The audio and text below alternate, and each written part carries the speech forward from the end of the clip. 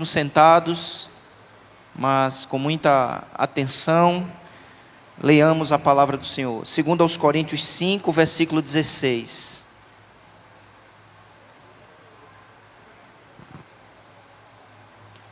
Assim que nós, daqui por diante, a ninguém conhecemos segundo a carne, e se antes conhecemos Cristo segundo a carne, já agora não conhecemos deste modo. E assim, se alguém está em Cristo, é nova criação. As coisas antigas já passaram, e eis que se fizeram novas. Ora, tudo provém de Deus, que nos reconciliou consigo mesmo por meio de Cristo, e nos deu o ministério da reconciliação. A saber, que Deus estava em Cristo, reconciliando consigo o mundo, não imputando aos homens as suas transgressões, e nos confiou a palavra da reconciliação, de sorte que somos embaixadores em nome de Cristo, como se Deus exortasse por nosso intermédio. Em nome de Cristo, pois, rogamos que vos reconcilieis com Deus. Aquele que não conheceu pecado, Ele o fez pecado por nós, para que nele fôssemos feitos justiça de Deus. Amém. Que o Santo Espírito de Deus possa aplicar em nossos corações esta preciosa porção da palavra de Deus, e que sejamos edificados e alimentados pelo Senhor, como temos pedido em oração, em nome de Jesus. Meus amados irmãos, neste capítulo 5, de 2 aos Coríntios, o apóstolo Paulo apresenta à igreja de Corinto preciosas verdades que devem ser utilizadas para encorajar aquela igreja. A igreja estava enfrentando por tempos difíceis, por tempos de aflição. A dificuldade, a tribulação tem marcado a vida da igreja ao longo de toda a sua história. E o Espírito Santo providencia encorajamento por intermédio da palavra. E o Espírito Santo se utiliza do apóstolo Paulo, para escrever esta epístola. E nesta epístola, especialmente nesse capítulo de número 5, ele apresenta algumas verdades preciosas que devem encorajar a igreja. E a primeira delas é encontrada nos versos de 1 a 5, quando o apóstolo Paulo, inspirado pelo Espírito Santo, afirma que mesmo diante da morte, nós temos esperança, nós temos felicidade em Cristo, e a nossa felicidade é indestrutível, é eterna, e nós encaramos a morte não com desespero, mas com esperança, porque ao partirmos, estaremos na casa do Pai, num lar celestial. Em segundo lugar, dos versos 6 até o versículo 11, o apóstolo Paulo então apresenta uma segunda verdade que deve animar a igreja do Senhor. A verdade de que nós temos ânimo no tempo presente. Nós não só temos esperança para o futuro, nós temos ânimo e fortalecimento do Senhor no aqui e agora, no tempo presente. Ele nos fortalece, Ele nos anima, Ele nos encoraja para servi-lo, para trilharmos esse caminho como sua igreja, que o adora, que cumpre a missão, que o serve em espírito e em verdade. Mas em terceiro lugar, o apóstolo então termina o capítulo apresentando duas extraordinárias bênçãos que devem sempre estar viva em nossa mente, em nossa memória.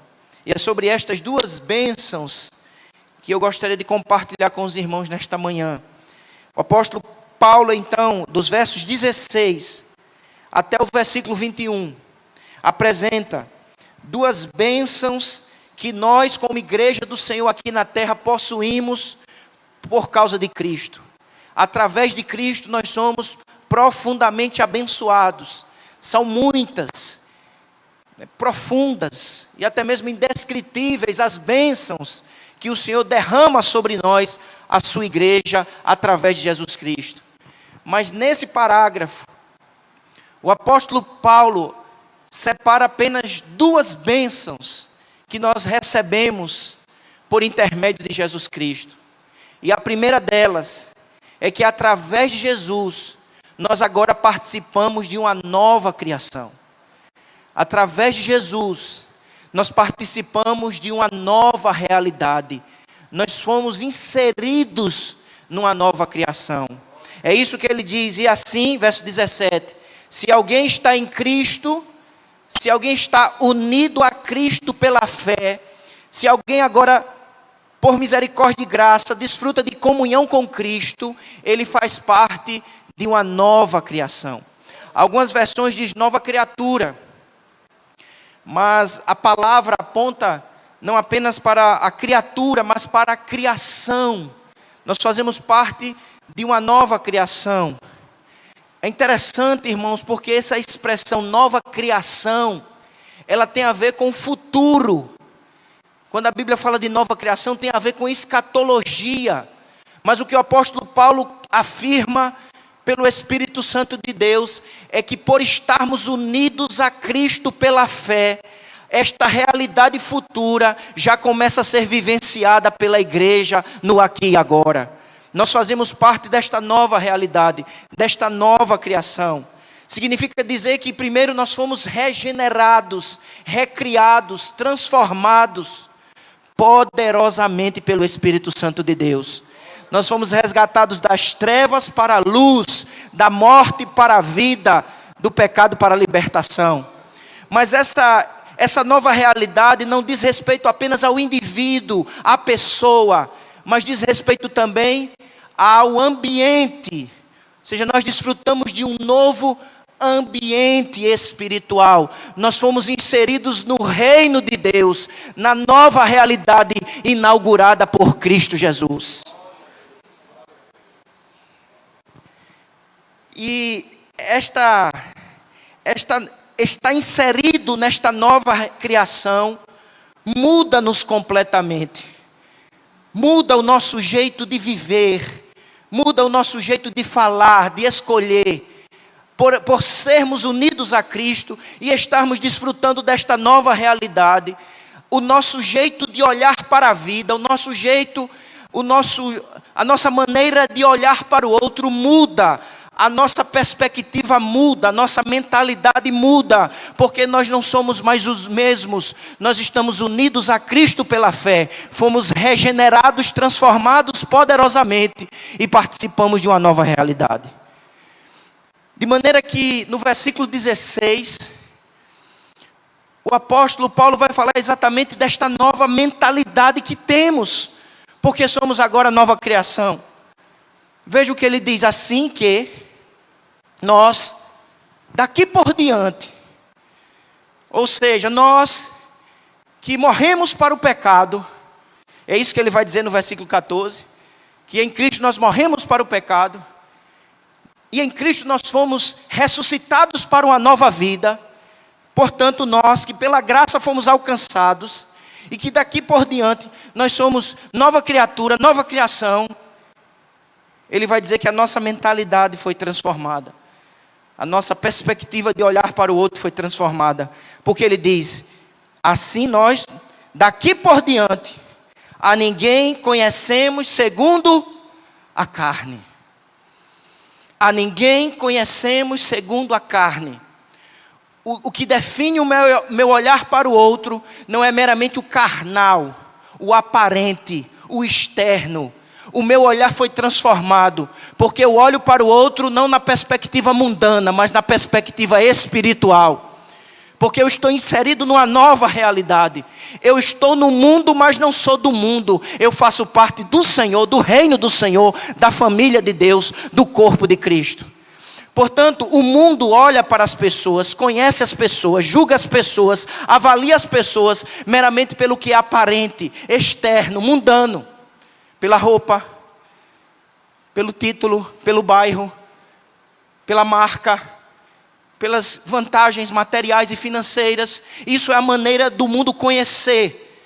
Mas nós, que pela graça fomos salvos, libertos por Cristo, unidos ao Senhor, que fazemos parte desta nova realidade, ao olharmos para o outro, nós não avaliamos, nem desenvolvemos relacionamento com o outro, a partir das perspectivas mundanas e aparentes, mas a partir da perspectiva do reino de Deus, do Espírito, como seguidores de Cristo, como aqueles que de fato foram alcançados pelo amor. E assim, vamos repetir essa frase, meus irmãos. Verso 16. Assim que nós, daqui por diante, a ninguém conhecemos segundo a carne. Segundo a carne. Segundo meramente o aparente. Segundo os dotes externos, mas na perspectiva do amor. Ao olhar para o outro, acima de tudo, eu preciso enxergá-lo como alguém que foi criado à imagem e semelhança de Deus. Ao olhar para o outro, independente das vestes, independente de qualquer outra coisa, eu preciso olhar para o outro como alguém que pecou, como eu também pequei, porque todos pecaram e destituídos estão da glória de Deus. Ao olhar para o outro, eu preciso vê-lo como alguém que precisa da graça de Deus, do sangue de Jesus, que perdoa pecados, que transforma a vida e que nos faz ser uma nova criatura. Somos chamados a viver esta realidade nova, de conhecer, de avaliar e estabelecer relacionamentos a partir dessa perspectiva espiritual, como seguidores de Cristo.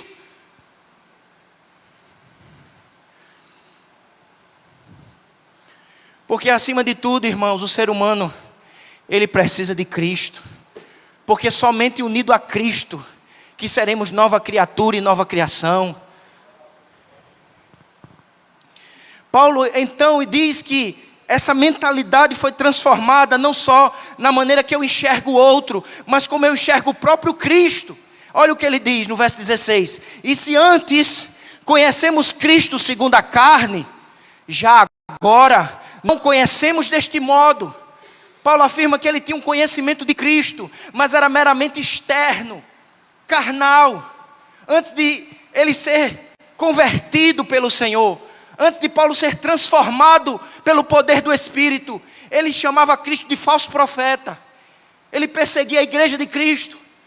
Ele desejou que Cristo realmente estivesse naquela cruz eternamente morto. Ele diz: eu conheci Cristo meramente externamente, na aparência, mas de agora em diante, eu fui alcançado pela graça, transformado pelo Espírito, e o meu conhecimento de Cristo não é meramente aparente, o meu conhecimento de Cristo é espiritual. Eu vejo nele o meu Senhor, o meu Salvador, o meu Rei, o meu resgatador.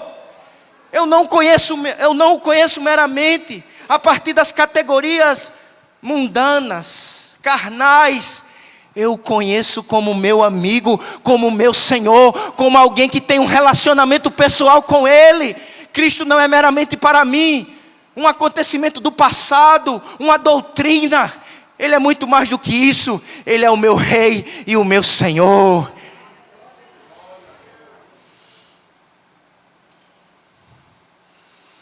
Meus amados, precisamos reafirmar mais uma vez, nesses dias difíceis, aquilo que somos em Cristo. E nós somos nova criação, participamos de uma nova realidade, porque somos transformados pelo poder do Espírito e inseridos no povo de Deus, na igreja do Senhor. Que esta realidade defina a nossa mentalidade, o nosso ponto de vista, a nossa maneira de ver o outro e de nos relacionarmos com o outro. Porque tem que ser diferente do mundo. Porque do mundo o Senhor nos resgatou, das trevas o Senhor nos livrou, do pecado nós fomos libertos. Essa é a primeira bênção. A bênção da nova criação. Você é nova criação. Mas em segundo lugar, o apóstolo diz uma outra bênção. Ele fala da bênção da reconciliação. Ele diz, ora, verso 18: tudo provém de Deus, que nos reconciliou consigo mesmo, por intermédio de Cristo. Ele diz: irmãos, lembremos-nos quem somos. Nós somos um povo reconciliado. Essa frase de que Deus nos reconciliou pressupõe o rompimento da comunhão. Porque se houve reconciliação, é porque a comunhão havia sido quebrada, a amizade havia sido rompida, o relacionamento havia sido interrompido. E é isso que a Bíblia revela a respeito de nós. A partir de Gênesis capítulo 3, claramente somos ensinados que o homem pecou contra o Senhor. O homem voluntariamente agiu contra os mandamentos do Senhor. Todos pecaram e destituídos estão da glória de Deus. Não há um justo, nenhum sequer. Nos rebelamos contra aquele que nos criou, nos amou, nos sustentou. Agimos de maneira incrédula, ingrata e rebelde. Portanto, uma inimizade se estabeleceu de nós para Deus e do próprio Deus para conosco, porque Ele é santo, Ele é justo e Ele odeia o pecado. Por isso que quando a Bíblia fala do ser humano distante de Cristo, distante de Deus, distante da graça, ela o descreve como pecador, inimigo, filhos da ira, filhos da desobediência. Não é uma antropologia otimista, é uma antropologia pessimista, porque descreve o estrago que o pecado fez no coração do ser humano, o tornou rebelde, depravado e afastado do Senhor. Esta é a má notícia, mas há uma boa notícia. Há um Deus que amou primeiro, há um Deus que tomou a iniciativa para reconciliar. O Deus ofendido age em amor, em misericórdia, para restaurar a amizade, para concretizar a comunhão, para refazer aquilo que o pecado havia criado, destruído. E é exatamente isso que o apóstolo Paulo, inspirado pelo Espírito Santo de Deus, afirma. Ele proclama o amor de Deus, a soberania de Deus, a iniciativa de Deus em estabelecer reconciliação, salvação e perdão. Ele diz: Deus nos reconciliou consigo mesmo.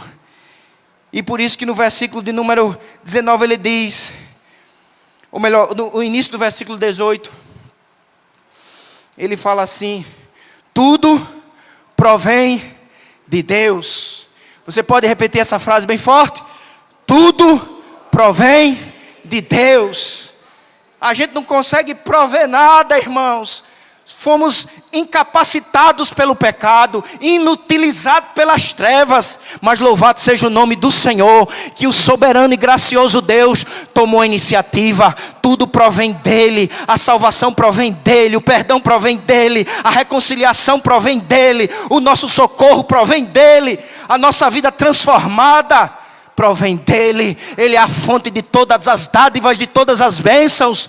Toda boa dádiva, todo dom perfeito vem do alto, descendo do Pai das luzes, em quem não há sombra nem variação. Não é de dentro para fora, é de cima para dentro, é dos céus para as nossas vidas.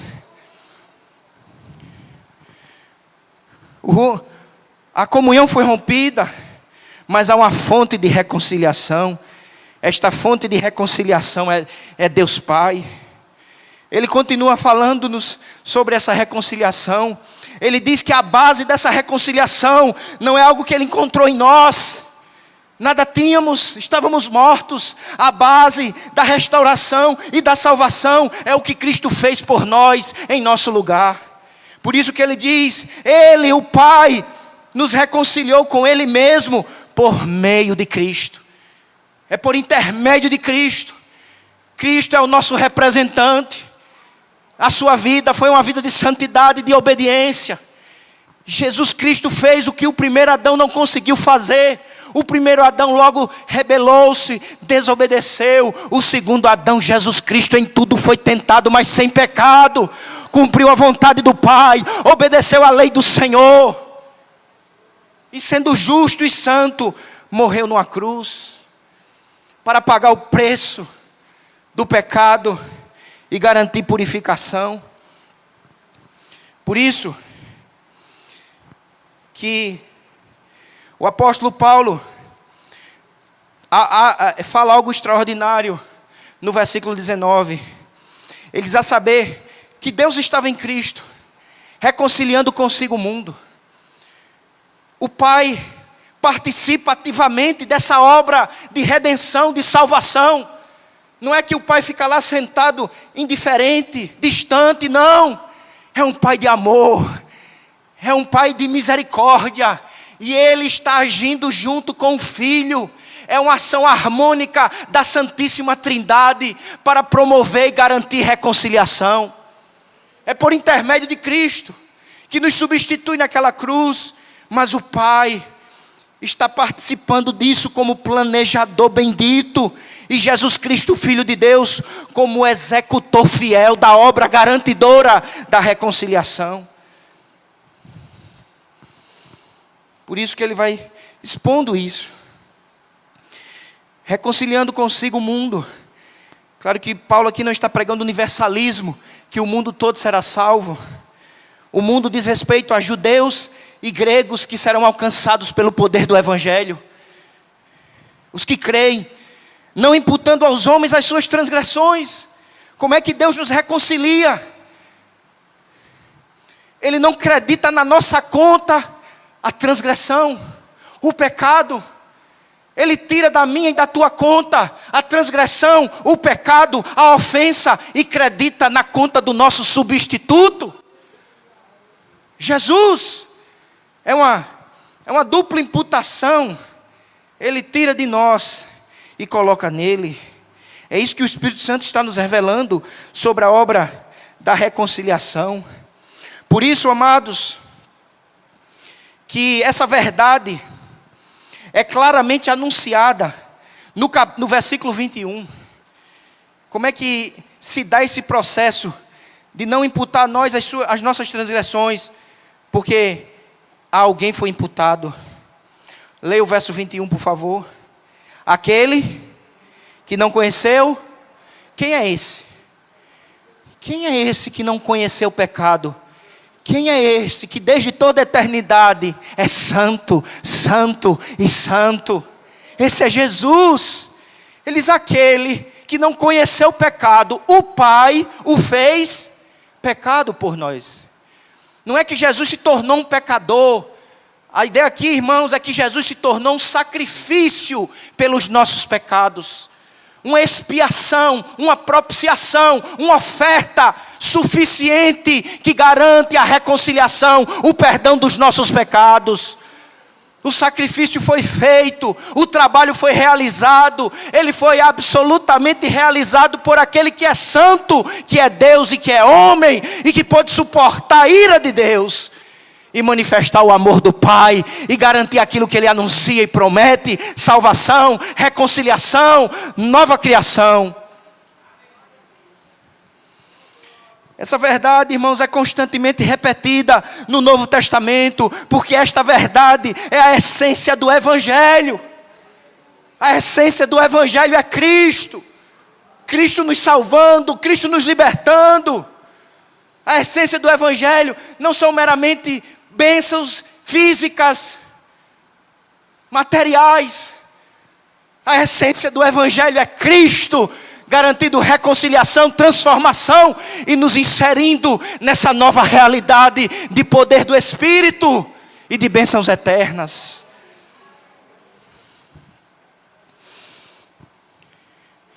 Aquele que não conheceu o pecado, verso 21, Ele o fez pecado por nós, para que nele fôssemos o que, irmãos? Feitos justiça de Deus. A justiça que pertence a Deus é dada a nós. Nós agora somos vestidos com o manto justo daquele que por nós sofreu. Não é produzida por nós, é alheia a mim, mas ela me cobre, porque vem pela graça de Deus. Essa mesma verdade é afirmada por Paulo em Colossenses, no capítulo 3, no versículo de número 13. Gálatas 3,13. Cristo nos resgatou da maldição da lei, fazendo-se Ele próprio maldição em nosso lugar. Porque está escrito, o que é que está escrito, igreja?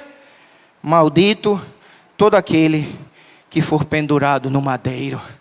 Ele assumiu aquele lugar de maldição, por mim e por ti, para garantir a reconciliação. Paulo afirma essa mesma verdade. O apóstolo Paulo não se cansa de afirmar esta verdade, a essência do Evangelho, em Filipenses capítulo 3, versículo 9. E nós, como igreja do Senhor, não podemos nos cansar de anunciar a Cristo o Evangelho. A boa notícia é esta: Jesus nos reconciliando através de sua vida e sua obra. Filipenses 3, 9. E ser achado nele, não tendo justiça própria, que procede de lei, senão a que é mediante a fé em Cristo. A justiça que procede de Deus, baseada na fé, na confiança naquele que por nós foi sacrificado e concede garantia. Esta verdade, irmãos, não foi anunciada apenas por Paulo. Todos os apóstolos proclamaram Cristo como a base da nossa reconciliação e salvação. Por favor, observe na sua Bíblia, 1 Pedro, capítulo de número 2, versículo de número 24. Vamos ler juntos essa palavra? 1 Pedro, capítulo 2, versículo de número 24. Levando Ele mesmo em seu corpo os nossos pecados sobre o madeiro, para que, mortos para os pecados, vivamos para a justiça. Por suas chagas fostes sarados.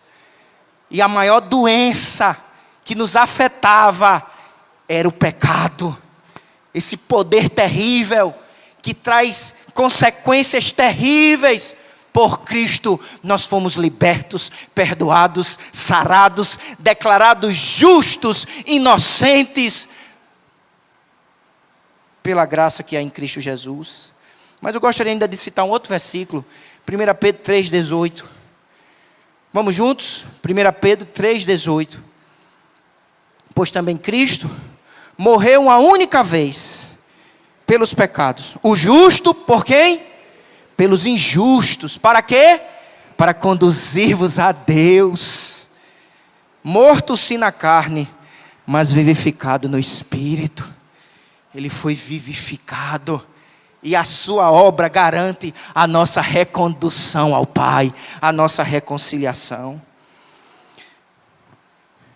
Mas em quarto e último lugar, irmãos, voltando para 2 Coríntios 5, o apóstolo, além de falar da fonte da reconciliação, Deus o Pai, a base da reconciliação, Jesus Cristo, morrendo na cruz do Calvário, ele fala também dos anunciadores da reconciliação. Veja então o versículo de número 19. Ele diz: esse Deus que estava em Cristo nos reconciliando, não imputando aos homens as suas transgressões, nos confiou a palavra da reconciliação. Meus amados irmãos, como igreja nós temos uma mensagem a proclamar. Como igreja nós temos uma palavra a clamar a este mundo. E acima de tudo, a palavra, a mensagem que deve estar no meu coração e no teu coração, nos meus lábios e nos teus lábios, é a palavra de reconciliação. É essa palavra que recebemos. Nós não só recebemos em Cristo reconciliação. Nós não só recebemos o serviço da reconciliação, nós recebemos também o ministério da reconciliação, a mensagem da reconciliação, a palavra da reconciliação, que o abrir da tua boca, que o abrir da minha boca e que o abrir da nossa boca como igreja, manifeste que de fato estamos cumprindo a missão que o Senhor nos deu, que é anunciar a palavra de reconciliação. E olha que coisa extraordinária, irmãos. Como Deus nos trata com honra, com dignidade, com graça e com misericórdia. Ele diz assim: de sorte que somos embaixadores, não do homem, não do governo federal, Nós somos embaixadores do Rei dos Reis e do Senhor dos Senhores. Nós somos representantes de Cristo. Embaixador é representante. Embaixador é aquele que saiu da presença do rei e tem uma palavra. A palavra não é dele, a mensagem não é dele. Ele é o embaixador que deve fielmente anunciar a palavra que o rei entregou. Saibamos quem somos em Cristo Jesus, embaixadores, representantes do Rei dos Reis e do Senhor dos Senhores. Com profundo amor, com indescritível graça, irmãos. Quem éramos? Pecadores, mortos nos nossos delitos e pecados, inimigos de Deus, mas a sua graça nos alcançou, o seu Espírito nos transformou, o sangue de Jesus nos perdoou de todos os pecados.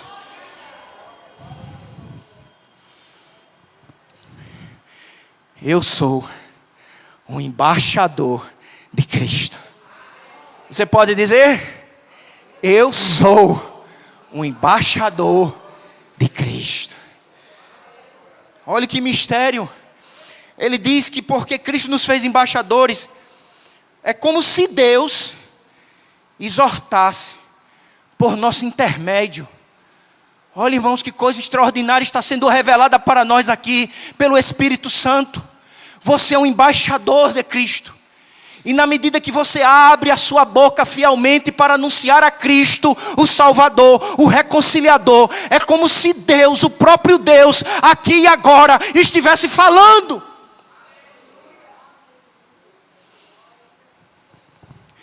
Deus está falando. E Ele fala de maneira viva, real, através dos seus embaixadores. Não menospreze a sua vocação. Não despreze os embaixadores de Cristo. E qual é a palavra que o rei mandou que esses embaixadores anunciassem? Qual é a palavra, qual é a mensagem? Ele diz no verso 20: em nome de Cristo, pois, rogamos.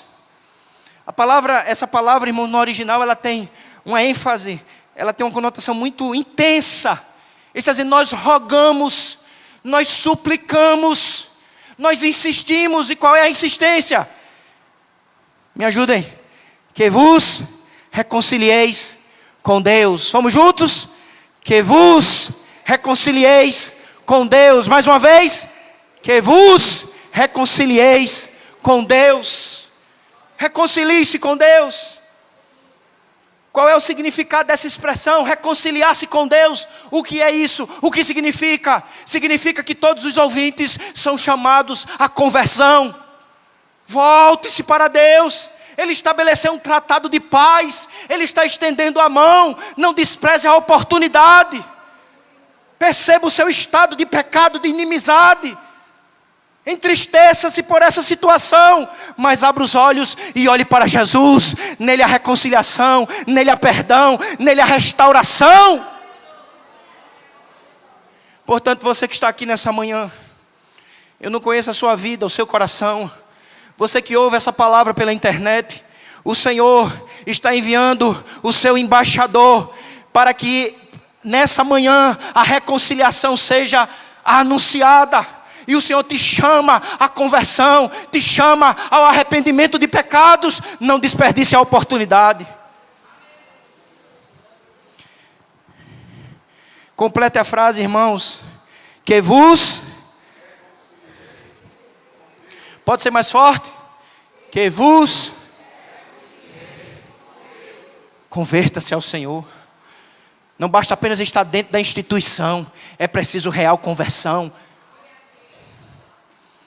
Não é o seu status religioso que garante reconciliação. Quem garante reconciliação é Cristo. Aos que creem, aos que se arrependem, aos que se voltam para Ele. Volte-se urgentemente.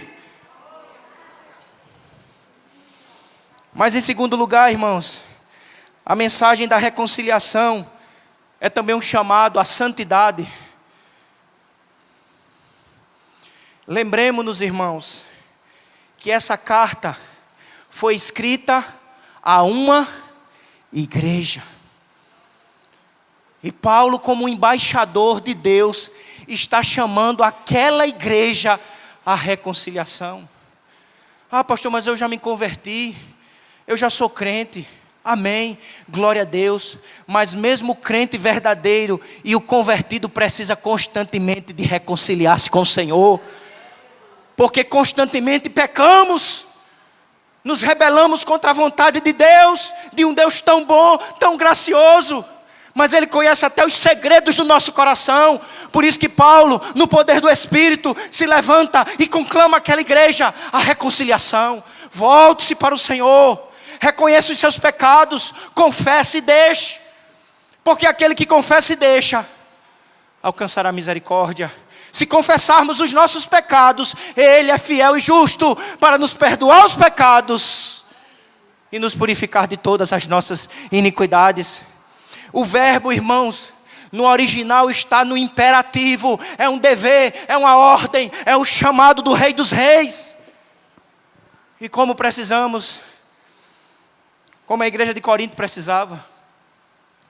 Na igreja de Corinto, irmãos, havia pecados terríveis, pecados na área sexual. Lembram de 1 Coríntios 5? Havia pecados nos relacionamentos entre os irmãos, ao ponto de irmão estar colocando outro na justiça, na igreja de Corinto. Pecados no culto, as pessoas estavam participando da ceia sem reverência, sem temor, sem quebrantamento. E a esta igreja, o apóstolo Paulo, como embaixador de Cristo, diz: reconciliem-se, reconheça o pecado, seja na área que for, arrependa-se, confesse e deixe, e encontre em Jesus renovada reconciliação, verdadeiro perdão e graça, em nome de Jesus. Essa reconciliação, irmãos, é isso que nós temos visto. Ela tem uma dimensão vertical. É Deus reconciliando-se comigo e eu reconciliando-me com Deus, aproveitando as suas mãos que se estendem para também por graça estender as minhas. É uma reconciliação vertical, mas essa reconciliação vertical, ela precisa também acontecer na dimensão horizontal. Porque o Deus que estende as mãos para te resgatar, Ele também te chama a estender as mãos de reconciliação.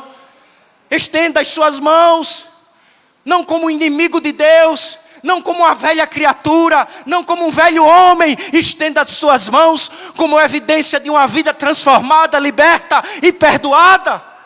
Estenda as suas mãos para perdoar, estenda as suas mãos para orar, estenda as suas mãos para abraçar. Estenda as suas mãos para promover a paz. Bem-aventurados os pacificadores. Que Deus nos ajude a perceber quão amados nós somos no Senhor. A perceber que as bênçãos que temos, elas são profundas, reais, que mexe com a realidade, a mentalidade, a cosmovisão, nos transforma dentro e nos transforma fora, porque nos faz ser igreja e povo do Senhor. Que Deus nos abençoe. Fiquemos